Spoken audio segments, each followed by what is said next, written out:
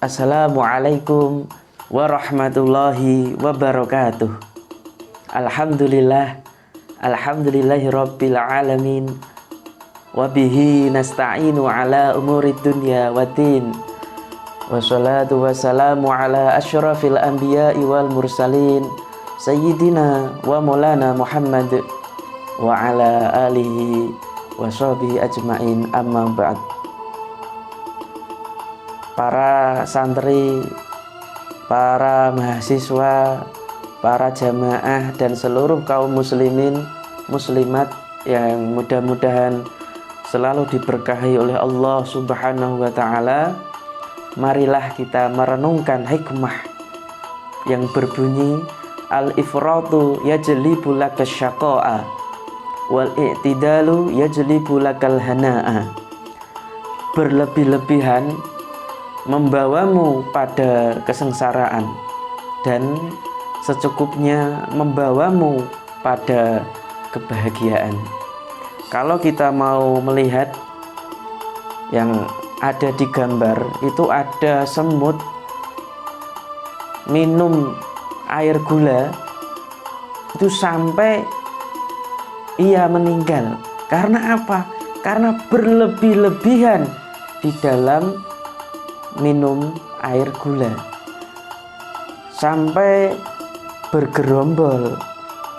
Ia tidak melihat batas ukuran perutnya, dia tidak melihat hari esok, tidak mau berpikir.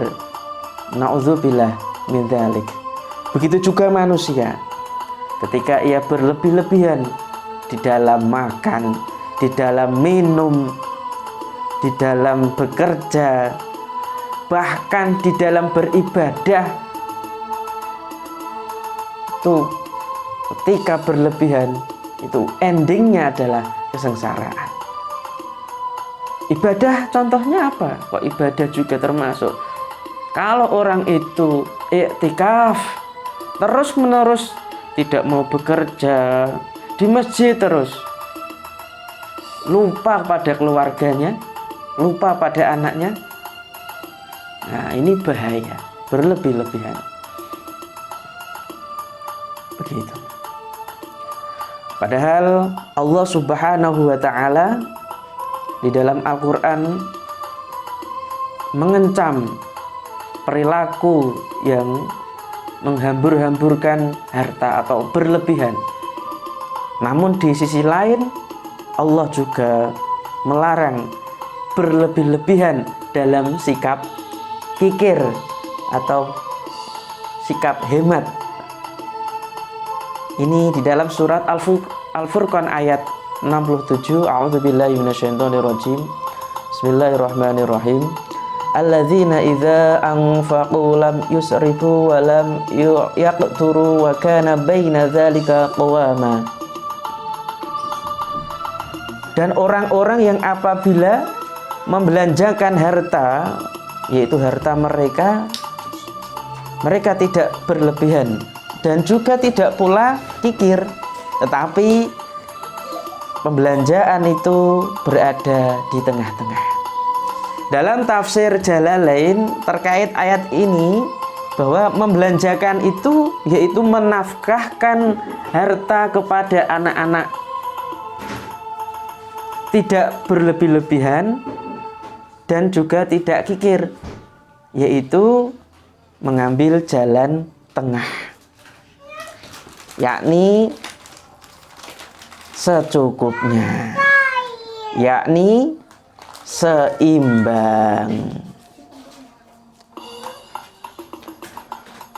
Dalam tafsir Al-Misbah, Profesor Quraish Shihab juga menyatakan bahwa di antara tanda-tanda hamba Allah yang Maha Penyayang adalah bersikap sederhana dalam membelanjakan harta, baik untuk diri mereka maupun untuk keluarga.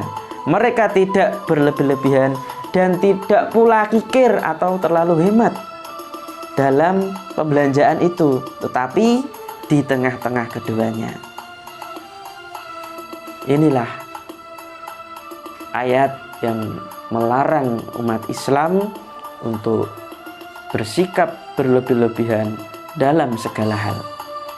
Sayyidina Ali bin Abi Thalib pernah berkata, orang-orang yang boros dan berlebihan tidak akan merasakan kebahagiaan. Begitu juga beliau pernah berkata, terhinalah orang yang serakah dan mulialah orang yang merasa cukup atau qanaah. Sikap berlebih-lebihan ini kerap diungkapkan oleh Kiai Haji Ahmad Mustafa Bisri atau Gus Mus. Beliau menyatakan bahwa berlebih-lebihan membuat manusia tidak adil sejak dari pikiran, apalagi berlebih-lebihan dalam mencintai atau membenci. Beliau ini menjelaskan, jika orang membenci dengan berlebih-lebihan, maka hilanglah akalnya. Apapun yang dikatakan, apapun yang ditulis, apapun yang disebutkan, maka ia tetap dibenarkan, tetap didewa-dewakan, tanpa melihat realnya, tanpa klarifikasi sebelumnya. Maka sebaliknya, membenci pun jangan berlebih-lebihan, karena ketika sudah benci, ketika orang itu melakukan kebenaran dan itu benar, tetap dibenci. Karena apa? Karena sudah diawali dengan kebencian yang berlebih-lebihan. Na'udzubillah min dzalik. Hal ini bisa dilihat saat ini di media sosial. Banyak orang yang pintar namun tidak menggunakan akalnya. Banyak orang yang hebat, banyak orang yang cerdas, tapi tidak menggunakan akal untuk menyaring, untuk memilah dan memilih diksi atau menyaring suatu kata, apakah itu hoax atau tidak.